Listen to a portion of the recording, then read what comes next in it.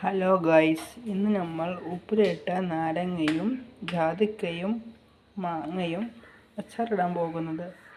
അതിലേക്ക് ആദ്യം ഉലുവ വറുത്തത്, കടുക് വറുത്തത്, ഉലുവയും കടുകും നന്നായി പൊടിച്ചെടുത്തു. ചട്ടി ചൂടാക്കി അതിലേക്ക് നല്ലെണ്ണ ഒഴിക്കുക.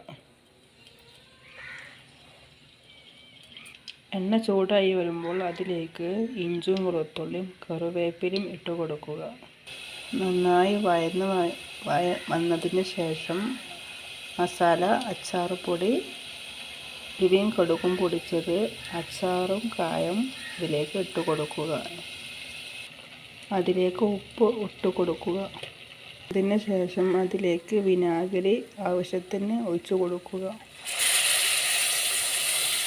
മസാല വന്നതിന് ശേഷം അതിലേക്ക് മുറുക്കി വെച്ച കഷ്ണങ്ങൾ ഇട്ട് കൊടുക്കുക.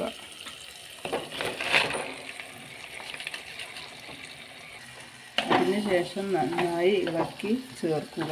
മസാലയിൽ നന്നായി ഇളക്കിയതിന് ശേഷം ഗ്യാസ് ഓഫ് ചെയ്യുക. എന്നിട്ട് അതിന് ചൂടാറിയതിന് ശേഷം ബൗളിലേക്ക് ഒഴിച്ചു കൊടുക്കുക.